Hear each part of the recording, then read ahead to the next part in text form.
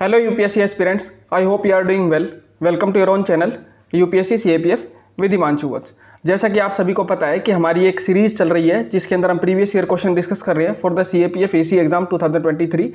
इस सीरीज के अंदर मैंने पॉलिटी 2022 के क्वेश्चन कवर कर दिए हैं, 2021 के क्वेश्चन बना दिए हैं। अगर आपने अभी तक वो वीडियो नहीं देखी है तो ये आई बटन में आपको वीडियो का लिंक मिल जाएगा और यहाँ से आप दोनों वीडियो देख सकते हैं। सिमिलरली मैंने साइंस की भी एक वीडियो बना दी है जिसके अंदर मैंने 2022 का साइंस का जितने भी क्वेश्चन थे वो डिस्कस कर लिए। आज की वीडियो के अंदर हम CAPF 2020 के पॉलिटी के क्वेश्चन जो है सारे के सारे डिस्कस करेंगे। तो टोटल 19 क्वेश्चन थे जो कि हमारे देखने को मिले CAPF 2020 के अंदर। तो आइए एक एक करके उन क्वेश्चंस को देखते हैं। इसके अंदर मैं एलिमिनेशन टेक्निक्स आपको बताने की कोशिश करूंगा, थोड़ा बहुत आपको जो है क्वेश्चन से रिलेटेड इन्फॉर्मेशन भी प्रोवाइड करूंगा। बाकी मेजर फोकस रहेगा एलिमिनेशन के ऊपर कि कैसे आप किसी क्वेश्चन को एलिमिनेट करके सोल्व कर सकते हैं। ठीक है, तो इसमें मैं अपने बेसिकली अपने चीट कोड, अपनी जो एलिमिनेशन टेक्निक्स है वो आपको बताने की कोशिश करूंगा ताकि आप भी एग्जाम के अंदर क्वेश्चंस को ऐसे ही सोल्व कर सको। ठीक है, तो आप इस वीडियो को लाइक कर दो जल्दी से एंड शेयर भी कर दो एंड चैनल को सब्सक्राइब जरूर करके जाना। चैनल को बिना सब्सक्राइब करे हुए मत जाना, प्लीज सब्सक्राइब करना। ठीक है, और बढ़ते आगे अपनी वीडियो के अंदर। सबसे पहला हमारा क्वेश्चन है, in relation to the fundamental duties enshrined in the constitution of India which one of the following is not correct. ठीक है, फंडामेंटल ड्यूटीज से रिलेटेड कौन सी चीज नॉट करेक्ट है। मैंने पहले भी बताया नॉट करेक्ट वाले क्वेश्चन में करेक्ट आइडेंटिफाई करो पहले। Fundamental duties were not originally part, yes बिल्कुल ठीक बात है ये तो यानी कि ये आंसर नहीं हो सकता। क्यों? क्योंकि 42वें अमेंडमेंट एक्ट के बाद इनको एडिट किया गया है। ठीक है, दूसरा safeguard property, public property and observe violence are fundamental duties. Total 11 fundamental duties है, ये उसका एक पार्ट है, याद कर लो। तो ये भी नॉट करेक्ट है, ये भी करेक्ट है sorry. They are not enforceable, ये भी आपको पता ही है कि जो फंडामेंटल राइट्स है केवल वो एनफोर्सेबल है, बाकी DPSP और fundamental duties are not enforceable. So ये भी आंसर नहीं होगा, तो आंसर आ गया D. They may not be used for determining constitutional validity of law. देखो यहाँ दो चीज समझो, एक होती है कॉन्स्टिट्यूशनल वैलिडिटी ऑफ लॉ, एक होती है कॉन्स्टिट्यूशनल इनवैलिडिटी ऑफ लॉ।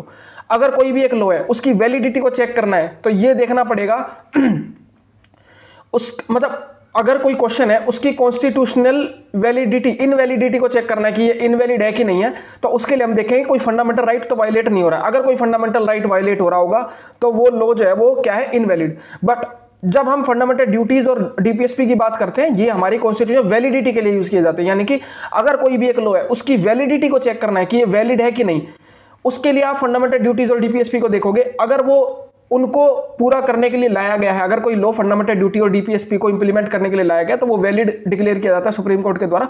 तो इनको कॉन्स्टिट्यूशनल वैलिडिटी के लिए यूज कर सकते हैं। बट ये कहते हुए कि DPSP या फंडामेंटल ड्यूटी को वायलेट कर रहा है, इस बेसिस पे किसी लॉ को इनवैलिड नहीं डिक्लेयर किया जा सकता बट वैलिड डिक्लेयर किया जा सकता है। ठीक है, आई होप समझ में आया होगा मैं क्या कहना चाह रहा हूं। नेक्स्ट क्वेश्चन की तरफ आगे बढ़ते हैं। The governor of a state में एक्सरसाइज डिस्क्रिशनरी पावर। गवर्नर की डिस्क्रिशनरी पावर ऑलरेडी आपको पता है, पॉलिटी के अंदर गवर्नर का चैप्टर दे रखा है, उसमें डिस्क्रिशनरी पावर है, दो तरह की होती है, कॉन्स्टिट्यूशनल डिस्क्रिशन, एक सिचुएशनल डिस्क्रिशन। ये आपको पता होना चाहिए। ठीक है, अब सबसे पहली स्टेटमेंट देखो, ही और she not convinced by the council of by the advice of council of minister. ये आपको पता ही है कि अगर गवर्नर जो है advice of the council of minister के ऊपर सेटिस्फाइड नहीं है तो वो एक बार रिकमेंडेशन के लिए भेज सकता है, मतलब एक बार रिकंसिडरेशन के लिए भेज सकता है उनके एडवाइस को। तो यस, ये उसकी डिस्क्रिशनरी पावर है। दूसरा, कॉन्स्टिट्यूशन रिक्वायर हिम और एक्ट, ये तो डायरेक्ट ही बोल रहा है कि सर्टेन मैटर्स के अंदर डिस्क्रिशन होगा, तो ये तो बिल्कुल ठीक है। यानी कि टू तो बिल्कुल ठीक था, टू तो बिल्कुल ठीक था, तीसरी काट दो, यानी कि डी ऑप्शन आपका कट गया, डी तो हो नहीं सकता। ठीक है, क्यों? क्योंकि टू ऑटोमेटिकली करेक्ट है। तीसरा, ही और she is appointed as the आपको पता है कि जब भी एक गवर्नर को एक एडजॉइनिंग यूनियन टेरिटरी का जब एडमिनिस्ट्रेटर भी बनाया जाता है तो वहां पे वो काउंसिल ऑफ मिनिस्टर के एडवाइस पे नहीं चलता, वहां पे वो उसकी पूरी डिस्क्रेशन है, एडवाइस करे ना करे, करेगा चीफ मिनिस्टर या काउंसिल ऑफ मिनिस्टर तो उसका मान भी सकता नहीं भी मान सकता, उसकी पूरी चॉइस है। तो यानी कि तीनों स्टेटमेंट ठीक है, आंसर हो गया 1 2 3। UPSC ने भी इसका यही आंसर दिया, कोई बहस नहीं करना कि सर ये होगा या वो होगा, ये तो नहीं होगा वो तो नहीं होगा। मैंने भी एग्जाम में थोड़ा कंफ्यूज होकर के इसका 2 और 3 ओनली लगाया था, बट इसका UPSC ने जो आंसर दिया वो 1 2 3 दिया। ठीक है, आगे बढ़ते हैं। ये सारे जो क्वेश्चंस मैं कराऊंगा अब 2020-21-22 की तो आंसर की नहीं आई है, बट 20 की आंसर की आ चुकी है, उससे पहले की भी आ चुकी है। तो सारे जो भी आंसर बता रहा हूं सारे सही हैं, गलत कोई भी नहीं होगा। ठीक है, तो जो भी आपका डाउट है वो देख लेना। ये क्वेश्चन देखो, ये कुछ इस तरह के क्वेश्चन होते हैं जो कि आपको किसी भी बुक के अंदर नहीं मिलेंगे। अब देखो, मैंने जितनी भी पॉलिटी पढ़ी है मेरे को तो याद नहीं है किसी भी बुक के अंदर हो, किसी लक्ष्मीकांत के अंदर या किसी NCERT के अंदर, हो सकता है 6ठी 7वीं की NCERT के अंदर हो, बट एक छोटे से क्वेश्चन के लिए मैं वो 6ठी 7वीं की NCERT पॉलिटी की तो बिल्कुल नहीं पढ़ूंगा। ठीक है, तो विच of the following is not true of socialism. देखो मेरा गलत हो गया था एग्जाम के अंदर, मैंने इसका लगा दिया था A, बट इसका UPSC ने जो आंसर दिया है वो है B, it emphasis the centrality of community. तो ये इसका फीचर नहीं है ठीक है। अब सोशलिस्ट जो है ये यहाँ पे कौन से सोशलिज्म किस तरह से बात कर रहा है, किस सेंस में पूछ रहा है, थोड़ा सा वेग लगा था क्वेश्चन, ये वेग ही है, तो इसकी ज़्यादा डिटेल एक्सप्लेनेशन मैं आपको नहीं दे पाऊंगा, बस इसका आंसर बता देता हूँ। इसका आंसर यूपीएससी ने जो दिया वो दिया B, it emphasis the centrality of community, it is not a true feature of socialism. ठीक है, बाकी आप अपने देख लेना आगे। देन उसके बाद नेक्स्ट क्वेश्चन, ये काफी इंपॉर्टेंट है, इसको इलिमिनेशन से करने की कोशिश करते हैं। देखो सबसे पहले तो एलिटिस्ट डेमोक्रेसी, ये समझो, या फिर ये समझ लो, चलो डेवलपमेंटल डेमोक्रेसी। डेवलपमेंटल डेमोक्रेसी क्या होगी? एक ऐसी डेमोक्रेसी जो कि डेवलपमेंट करा रही हो। इस स्टेटमेंट को पढ़ो, highest and harmonious development of individual. तो यानी कि आपको नहीं लगता कि सी का 2 होना चाहिए? सी का अगर 2 हो जाएगा तो बी ऑप्शन कट गया और सी ऑप्शन कट गया, आगे ना 50-50 के ऊपर। आसान है, मानते हो ना? आसान है। यही है एलिमिनेशन टेक्निक, यही है चीट कोड, कि आपको एक चीज पता लगानी है। मेरे को नहीं पता डेवलपमेंटल डेमोक्रेसी क्या है, बट 2 वर्ड, डेवलपमेंट यहाँ भी है, डेवलपमेंट यहाँ भी है, मेरे को सही सही लगे, सिमिलर लगे, सी आंसर मैंने 2 लगा दिया। 2 ऑप्शन कट गए। 2 ऑप्शन कटने के बाद आपको एक चीज और दिखाई दे रही होगी, सी का 2 है तो बी का ऑटोमेटिकली 3 हो गया, यानी कि बी का ऑटोमेटिकली 3 हो गया। अब उसके बाद है प्लूरलिस्ट डेमोक्रेसी। प्लूरलिस्ट क्या होता है? प्लूरल, बहुत सारे लोग। और एलिटिस्ट क्या होती है? तो कुछ एलिट पीपल। अब ए और 4 को पढ़ के देखो। Pluralist democracy, power is always exercise by privileged few, और यहां पे कह रहा है कैपेसिटी ऑफ ग्रुप्स। तो प्लूरलिस्ट में क्या आ गया? ग्रुप्स आ गया, और एलिटिस्ट में कौन से आ गए? जो एलाइट आ गए, जो कि प्रिविलेज फ्यू हैं, यानी कि डी का 1 हो गया। तो डी का क्या हो गया? 1, यानी कि ए आंसर आ गया। बहुत इजी क्वेश्चन था, मेरे को एक भी डेफिनेशन नहीं आती 3-4 में से, फिर भी मैंने सही कर दिया। आप भी कर पाओगे अगर ठीक से समझ लोगे तो। ठीक है। ये हिंदी वर्जन है, जिसको हिंदी में देखना वो हिंदी में देख सकता है। ठीक है, आगे बढ़ते हैं नेक्स्ट क्वेश्चन की तरफ। ये क्वेश्चन देखो, विच of the following statement with regard to censure motion is not correct. मैंने पहले भी बताया था कि प्रीवियस ईयर के क्वेश्चन सबसे ज्यादा इंपॉर्टेंट होते हैं पूरी सीएपीएफ की प्रिपरेशन के अंदर, या पूरी सिविल सर्विसेज और कोई भी एग्जाम हो, प्रीवियस ईयर के क्वेश्चन का कोई सब्स्टिट्यूट नहीं है। मैंने 2022 में, याद करो, एक सेंसर मोशन और एडजॉर्नमेंट मोशन का क्वेश्चन कराया था। Same to same question censure motion का इधर भी आया हुआ है 2020 में, यानी कि जो 2020 के पीवाईक्यू करके गया होगा 22 में उसने गलत नहीं किया होगा, और तब भी गलत किया होगा तो वो फिर आपका लक है भाई, फिर कैसे पढ़ा वो आप जानते हो। ठीक है, censure motion is not correct पूछ रहा, तो पहले करेक्ट लगाओ। अब it can be moved against entirety of council of minister, ये बिल्कुल ठीक बात है, यानी कि ये तो आंसर नहीं होगा। क्यों? क्योंकि मैंने पहले ही बताया था सेंसर मोशन जो है वो सिंगल मिनिस्टर के अगेंस्ट भी आ सकता है, ग्रुप के अगेंस्ट भी आ सकता है, पूरी एंटायर काउंसिल ऑफ मिनिस्टर के अगेंस्ट भी आ सकता है। स्पीकर डिसाइड करेगा, यस बिल्कुल, सेंसर मोशन, एडजॉर्नमेंट मोशन, ये दोनों लोकसभा में आते हैं, तो कौन डिसाइड करेगा? स्पीकर डिसाइड करेगा, ये भी बात ठीक है। तो यानी कि ये भी नोट करेक्ट नहीं है, तो यानी कि ये 2 ऑप्शन तो चले गए। अब एक बात बची, government is free to fix, not correct पूछ रहा है। सेंसर मोशन किस चीज के अगेंस्ट आता है? एग्जीक्यूटिव के अगेंस्ट आता है, यानी कि काउंसिल ऑफ मिनिस्टर्स जो है उसके अगेंस्ट आता है। तो जब काउंसिल ऑफ मिनिस्टर के अगेंस्ट आ रहा है तो उसका डिस्कशन कौन डिसाइड करेगा? गवर्नमेंट ही तो डिसाइड करेगी कि हमें इतना टाइम दो, हमारे अगेंस्ट ये मोशन आया, हमें इतना टाइम दो, और इसके बाद हम इसके ऊपर डिस्कशन करेंगे। तो ये बात भी बिल्कुल ठीक है, तो यानी कि आंसर क्या आ गया? A. A leave of the house is required to move it, कोई लीव जो है उसकी रिक्वायरमेंट नहीं होती। ये लाइन वैसे आपको एनसीईआरटी में कहीं नहीं मिले, सॉरी लक्ष्मीकांत में नहीं मिलेगी, ना तो ये मिलेगा, बट ये एलिमिनेशन से सोल्व किया मैंने। कैसे? 2 ऑप्शन आपको बता दिए, हट गए। लक्ष्मीकांत पूरी पढ़ लेना, चाहे कोई एनसीईआरटी पढ़ लेना, कुछ भी पढ़ लेना, ये 2 लाइन कहीं नहीं मिलेंगी। थोड़ा सा अपना गैस वर्क लगाना पड़ेगा, अपनी नॉलेज का एप्लीकेशन आना चाहिए आपको। तो गवर्नमेंट इज फ्री, क्योंकि गवर्नमेंट के अगेंस्ट आ रहा है, तो आप जैसे आप हो, आपके अगेंस्ट कोई केस हुआ, तो आप ही तो चाहोगे ना कि मेरे को इतना टाइम दिया जाए, तभी मैं अपने आप को प्रूफ करूंगा, तब इसका डिस्कशन होगा। ठीक है, तो गवर्नमेंट तो चाहेगी, वो तो ए ऑप्शन इसका आंसर हो गया। ठीक, आगे बढ़ते हैं।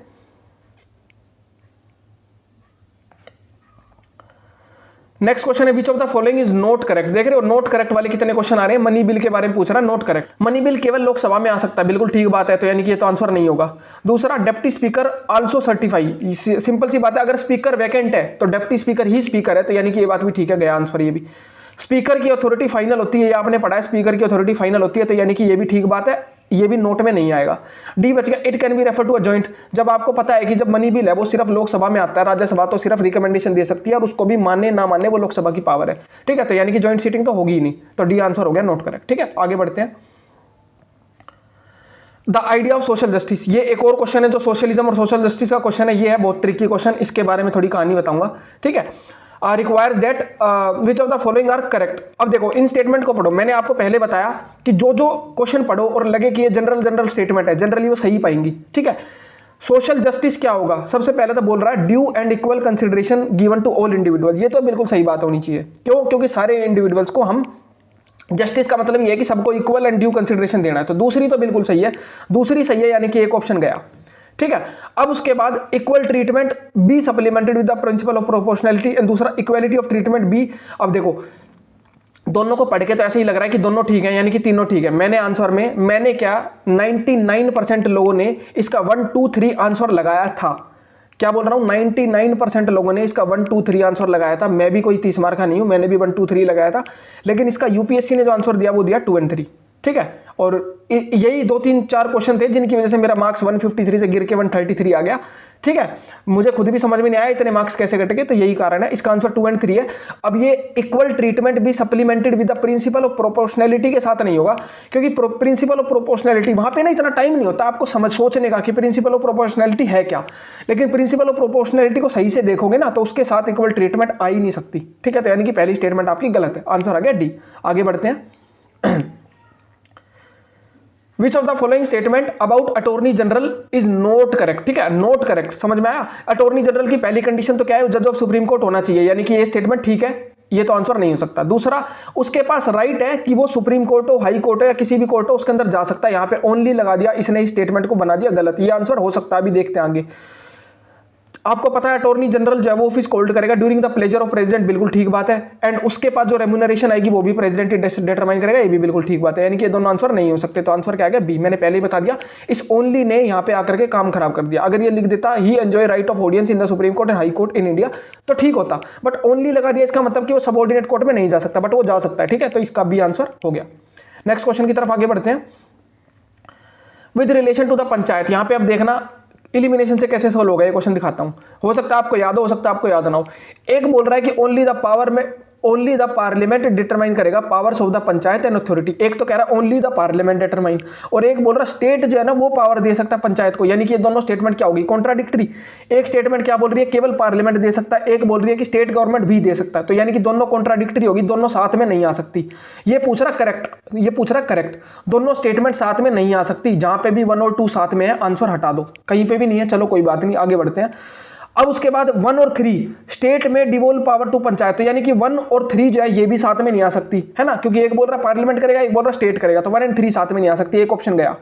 ठीक है, दूसरा ओनली पार्लियामेंट। अब यहां पे दो स्टेटमेंट देखो, दो स्टेटमेंट बोल रहे हैं कि स्टेट जो है ना वो पावर दे सकता है, या तो ये दोनों गलत होंगी।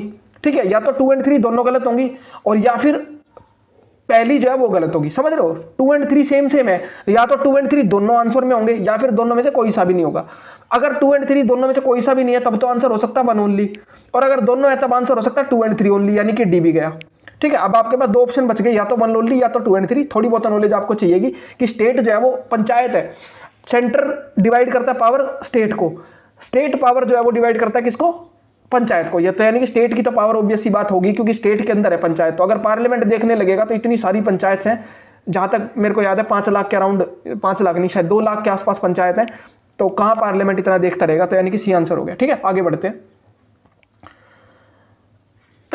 इन relation to the union government of India which one of the following is not correct. देख रहे हो, कम से कम टोटल 19 क्वेश्चन है, 19 में से कम 10-11 क्वेश्चन नॉट करेक्ट के आए हुए हैं। ठीक है, और हर साल मैंने पहले भी दिखाया था आपको। अब ये नोट करेक्ट पूछ रहा है, पहले करेक्ट पता लगाओ। गवर्नमेंट ऑफ इंडिया में undertake legislative function of the territory outside of India. अगर कोई इंडिया के आउटसाइड टेरिटरी है तो स्टेट गवर्नमेंट तो कर ही नहीं सकती, गवर्नमेंट ऑफ इंडिया कर सकती है, और ये आपको पता ही है, आर्टिकल शायद 3 या 4, 1 2 3 4 में से किसी में मेंशन है, तो यानी कि ये तो ठीक है, नोट करेक्ट नहीं होगा। दूसरा, यूनियन गवर्नमेंट में not entrust state government with the functions of the matter where executive power of the union extend. ये गलत है।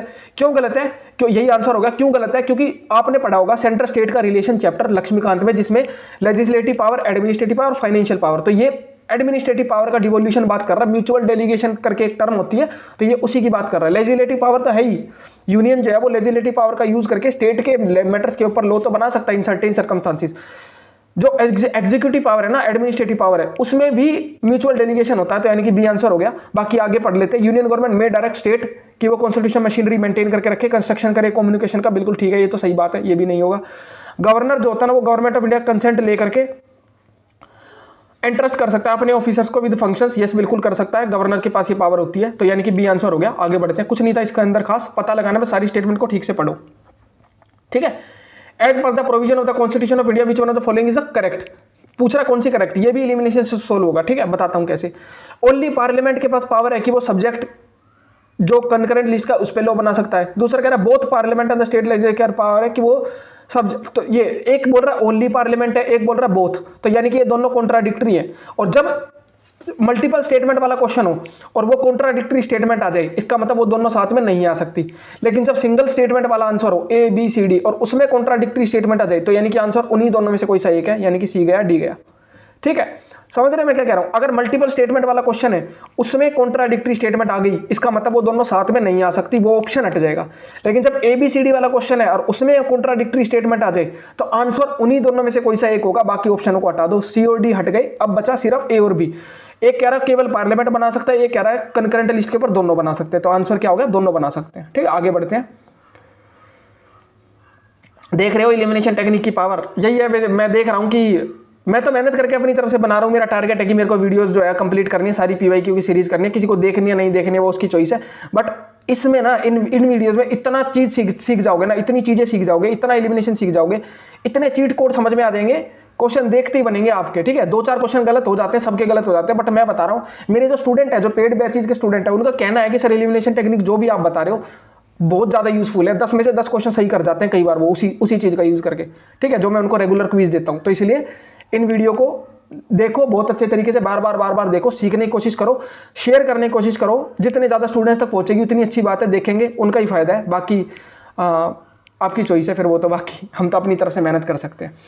विच one of the following passing state list के अंदर कोई भी लो करेक्ट पूछ रहा है, ये भी उससे सोल्व होगा। ठीक है, ये भी किससे सोल्व होगा? एलिमिनेशन से सोल्व होगा। कैसे?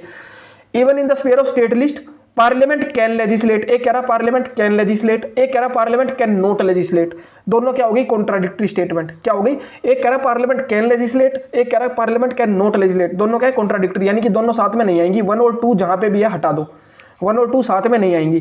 दूसरी बात, 1 और 2 साथ में नहीं आएंगी, लेकिन 1 और 2 में से कोई सा एक आंसर जरूर होगा, है ना? कॉन्ट्राडिक्टरी है, एक गलत होगी दूसरी तो सही होगी ना, तो यानी कि या तो 1 होगा आंसर में या तो 2 होगा, ऐसे कोई ऑप्शन है? तीनों ही है। चलो आगे बढ़ते हैं। अ रिजोल्यूशन पास्ड, और आपको पता है कि यहां पे बोल रहा है any circumstances, parliament can not legislate state subject under any circumstances. मान लो प्रेसिडेंट रूल लग गया, वहां की असेंबली जो है वो तो सस्पेंड हो जाती है, और वहां का जो लेजिस्लेचर है वो वहां का लेजिस्लेचर है वो सस्पेंड हो जाता है, और एग्जीक्यूटिव जो है वो डिसॉल्व हो जाता है। क्या बोल रहा हूँ? वहां का जो लेजिस्लेचर है और जो वहां की एग्जीक्यूटिव है वो सस्पेंड हो जाती है, ठीक है, थोड़े टाइम के लिए, तो लो कौन बनेगा? पार्लियामेंट ही तो बनेगा। तो एनी सर्कमस्टांसेस वाली बात हो गई गलत, यानी कि दूसरी स्टेटमेंट है गलत। दूसरी स्टेटमेंट क्या है? गलत। ऑप्शन में से 2 को काट दो, इसको भी काट दो, 1 ऑटोमेटिकली करेक्ट हो गया। ठीक है, तीसरी statement, a resolution supported by 2/3 of the members present and required to pass the law. अगर राज्यसभा बोलती है कि स्टेट लिस्ट के अंदर कोई भी लॉ है उसको पार्लियामेंट लॉ बनाए उसके ऊपर, तो वो 2/3 ऑफ द मेंबर से पास होना जरूरी है। ये बिल्कुल ठीक बात है लक्ष्मीकांत में, थोड़ा बहुत नॉलेज तो आपके पास होनी चाहिए। ठीक है, तो इसका आंसर होगा सी 1 एंड 3। ठीक है, आगे बढ़ते हैं। सारे सही आंसर बता रहा हूं, गलत कोई भी नहीं है, यूपीएससी के आंसर किसे मैच किए हुए हैं सारे आंसर। ठीक है, प्रोमलगेशन ऑफ ऑर्डिनेंस के बारे में बात कर रहा है और करेक्ट पूछ रहा है। ठीक है, president can promulgate ordinance, yes बिल्कुल, और ऑर्डिनेंस होते हैं टेम्परेरी ड्यूरेशन के ही होते हैं। ठीक है, ऑर्डिनेंस प्रोमलगेटेड, उसके लिए रेटिफाई होना पड़ेगा पार्लियामेंट के द्वारा विद इन 6 वीक्स। आपको पता ही है 6 वीक के अंदर होना पड़ेगा। बोथ 1 और 2 आर करेक्ट। ठीक है, ये इसमें कुछ एलिमिनेशन था नहीं, याद ही करना है आपको। तो ये आगे बढ़ते हैं। देन उसके बाद नेक्स्ट क्वेश्चन है डेप्यूटी स्पीकर ऑफ लोकसभा। ठीक है, स्पीकर और डेप्यूटी स्पीकर ऑफ लोकसभा, ये भी एलिमिनेशन से सोल्व होगा। कैसे होगा देखो बताता हूं। एक बोल रहा है on dissolution of Lok Sabha both the speaker and deputy speaker ceases to member of the house, इसका नहीं पता, अभी रुक जाओ। Both speaker and deputy speaker vacate their offices. ठीक है, एक बोल रहा है ओनली डेप्टी स्पीकर वैकेट, यानी कि दोनों स्टेटमेंट क्या होगी? कॉन्ट्राडिक्टरी। एक बोल रहा है दोनों वैकेट करेंगे, एक बोल रहा है केवल एक वैकेट करेगा, तो दोनों क्या? कॉन्ट्राडिक्टरी। कोई सी एक सही होगी, दोनों साथ में नहीं आएंगे, दोनों जहां भी साथ में काट दो। बी ऑप्शन गया, सी ऑप्शन गया। ठीक है, यानी कि 1 ऑटोमेटिकली करेक्ट हो गई। आंसर देखो, अब 1 ऑटोमेटिकली करेक्ट होगी, दूसरे का कोई रोल बचा ही नहीं, दूसरी तो वैसे ही खत्म हो गई।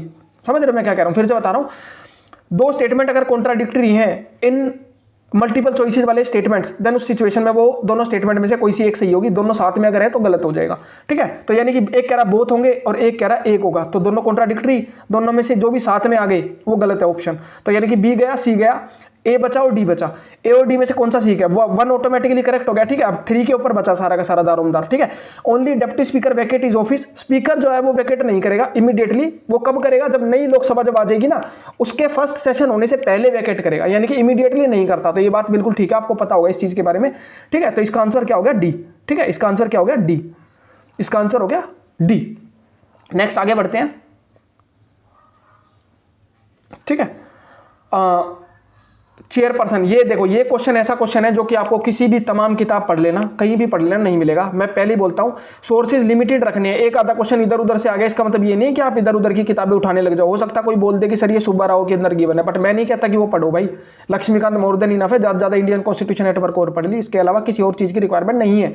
ठीक है, अब उसके बाद panel of chairperson of Lok Sabha, किसी को नहीं पता था ये क्वेश्चन क्या होगा, और मैं कह रहा हूं 99% लोगों का गलत है, मेरा भी गलत है, हुआ था मतलब एग्जाम के अंदर, और 99% लोगों का गलत होगा। क्यों होगा मैं बता देता हूं। Panel of chairperson is drawn from the ruling party only, ये तो बात बिल्कुल हर कोई पता लगा लेगा गलत है। क्यों?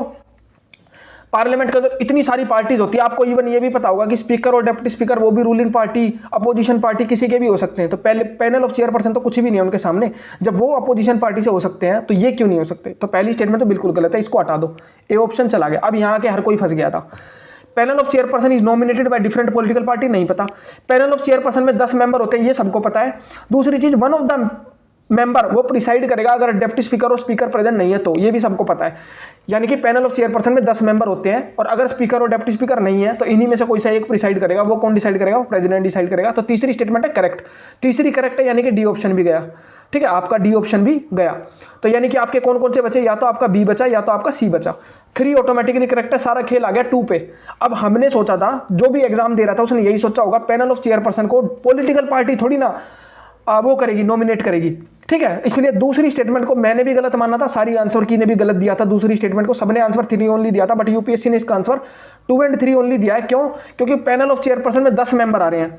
प्रॉपर रिप्रेजेंटेशन अगर रखनी है हर एक पॉलिटिकल पार्टी की, हर एक रीजन की, तो उस सिचुएशन में उन्हीं पॉलिटिकल पार्टी में से ही कोई चूज करते रहेंगे अपने अपने मेंबर्स। तो पैनल ऑफ चेयरपर्सन में मेंबर जो आएंगे वो पॉलिटिकल पार्टी नॉमिनेट करती हैं, और उनको अपॉइंट कौन करेगा? स्पीकर, वो तो सबको पता है। ठीक है, तो 2 और 3 इसका आंसर है। आगे बढ़ते हैं।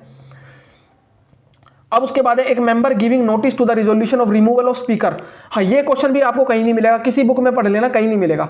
अब ये कह रहे हैं एक मेंबर है जो कि नोटिस दे रहा है कि भाई रिमूवल ऑफ स्पीकर करना है, स्पीकर का रिमूवल करना है, तो वो किसको देगा नोटिस? स्पीकर के सामने डिप्टी स्पीकर की तो कोई औकात नहीं है, हटा दो इसको। ठीक है, क्यों? क्योंकि जब खुद स्पीकर प्रेजेंट है तो डिप्टी स्पीकर उस वक्त नॉर्मल पर्सन है और कुछ नहीं है। समझ रहे हो मैं क्या कह रहा हूं? जब स्पीकर प्रेजेंट है हाउस के अंदर तब तक पैनल ऑफ चेयरपर्सन और डिप्टी स्पीकर इनकी कोई वैल्यू नहीं है, ये नॉर्मल पर्सन है। अगर स्पीकर नहीं है तो डिप्टी स्पीकर स्पीकर बन जाएगा, और अगर वो भी नहीं है तो पैनल ऑफ चेयरपर्सन में से कोई एक पर्सन स्पीकर बन जाएगा। ठीक है, तो डिप्टी स्पीकर तो बिल्कुल हट गया। प्रेसिडेंट का, अब ये कह रहा है स्पीकर का रिमूवल करना, ये क्या है? ये एक हाउस का काम है, ये जो हाउस है ना लोकसभा, उसका काम है। लोकसभा के काम के अंदर प्रेसिडेंट कोई रोल नहीं प्ले करता, लोकसभा अपना अलग चलता है, राज्यसभा अपना अलग चलता है। जब जरूरत पड़ती है तब प्रेसिडेंट से बात करते हैं, और कब जरूरत पड़ती है जब कोई बिल को असेंट करना हो, अदरवाइज प्रेसिडेंट का कोई काम नहीं है। प्राइम मिनिस्टर तो वैसे भी एग्जीक्यूटिव का मेंबर है, प्राइम मिनिस्टर को क्यों पूछेगा? अगर स्पीकर को रिमूव करना है तो प्राइम मिनिस्टर को क्यों दिया जाएगा? प्राइम मिनिस्टर मतलब प्राइम मिनिस्टर तो एग्जीक्यूटिव का पार्ट है ना। जो लोकसभा है, जो स्पीकर है, ये सब क्या है? ये सारे लेजिस्लेचर्स हैं। ठीक है, लेकिन प्राइम मिनिस्टर कौन है? एग्जीक्यूटिव, तो इसको भी नहीं देंगे। तो किसको देंगे? सेक्रेटरी जनरल ऑफ लोकसभा, क्योंकि सारी अरेंजमेंट यही करता। मैंने पहले भी बताया था, सेक्रेटरी जनरल के ऊपर एक क्वेश्चन कराया था। सेक्रेटरी जनरल जो है सारा डे टू डे बिजनेस जो है लोकसभा का वो मैनेज करते हैं, सेक्रेटरीट स्टाफ होता है पूरा, वही करता है ये काम। ठीक है, तो आंसर क्या आ गया? बी। यूपीएससी ने भी इसका बी दिया, मैंने भी एग्जाम में बी लगाया था। ठीक है, बाकी लोगों ने क्या लगा? बाकी बहुत सारे लोगों ने डिप्टी स्पीकर लगाया। आगे बढ़ते हैं। ठीक है, which of the following statements correct regarding public accounts committee? लो भाई, 2020, 2021, 2022 तीनों में आया क्वेश्चन। एक आया पब्लिक अकाउंट्स कमेटी का, एक आया, 2 आए पब्लिक अकाउंट्स कमेटी के क्वेश्चन, और एक आया कमिटी ऑन पब्लिक अंडरटेकिंग। पता चल गया कितना इंपॉर्टेंट चैप्टर है ये। कौन सा? Parliamentary committee. सारी रट के चले जाना, एक एक बात याद कर लेना, कितने मेंबर होते हैं, कितनी टेन्योर होती है, मिनिस्टर मेंबर होगा कि नहीं होगा, मिनिस्टर चेयरमैन बनेगा कि नहीं बनेगा, कौन बनाएगा कौन नहीं बनाएगा, सारा। ठीक है, तो पब्लिक अकाउंट्स कमेटी के बारे में करेक्ट पूछ रहा है। इसके अंदर मैंने पहले भी बताया था 22 मेंबर होते हैं, 15 लोकसभा के एंड 7 राज्यसभा के। ठीक है, अब ये भी एलिमिनेशन से सोल्व होगा। चलो मैं मान लेता हूं आपको कुछ नहीं पता। ठीक है, फिर भी मैं आपको 50-50 तक ला के दिखाता हूं। देखो, consist of 15 members, 15 from Lok Sabha, 7 from Rajya Sabha. दूसरा कह रहा है कंसिस्ट ऑफ 20 मेंबर्स, ठीक है, 10 from Lok Sabha and 10 members from Rajya Sabha. तो यानी कि इन्हीं दोनों में से कोई सा एक आंसर है। क्यों? क्योंकि दोनों स्टेटमेंट रिलेटेड है। ठीक है, जो क्वेश्चन बनाने वाला होगा उसने ये सोचा होगा कि एक जगह 15 मेंबर दे देता हूं, एक जगह 20 मेंबर दे देता हूं। लोकसभा राज्यसभा को इक्वल इक्वल लोग समझेंगे, 10 इसके 10 इसके, इसी को आंसर मान लेंगे। समझ रहे हो? एलिमिनेशन से ये क्वेश्चन के दो पार्ट जो है वो कट गए। कैसे कट गए? एक बोल रहा 15 मेंबर होंगे, एक बोल रहा 20 मेंबर होंगे। प्रोबेबिलिटी यही, नहीं दोनों में से कोई सही आंसर है। बाकी सीओडी कट गए। ठीक है, सीओडी जब कट गए, अब क्यों कट गए ये बताता हूं। Finance minister is the chairman. Finance minister तो मेंबर भी नहीं हो सकता, चेयरमैन तो बहुत दूर की बात है। दूसरा, टर्म कितनी साल की होती है? 5 साल की नहीं होती, सिर्फ 1 साल की होती है। ठीक है, अब उसके बाद ये दोनों में से कौन सा है? तो मैंने बताया 22 मेंबर होते हैं, 15 from Lok Sabha, 7 from Rajya Sabha. Answer आ गया ए। आगे बढ़ते हैं। ठीक है, क्वेश्चन थोड़े ज्यादा है, 19 है, वीडियो की लेंथ थोड़ी बड़ी हो रही है, मेरे को पता है, बट समझाना जरूरी है। मेरे को अपना जो है कि अच्छे से समझाना जरूरी है यार, और अदरवाइज कोई फायदा नहीं है फिर। Which of the following statement with regard to speaker Lok Sabha is correct? Lok Sabha के स्पीकर के बारे में कौन सी स्टेटमेंट करेक्ट है? देखो, एक ही पेपर के अंदर 3 से 4 क्वेश्चन आ गए लोकसभा के स्पीकर के। ठीक है, यानी कि पार्लियामेंट वाला चैप्टर पूरा का पूरा बहुत इंपॉर्टेंट है।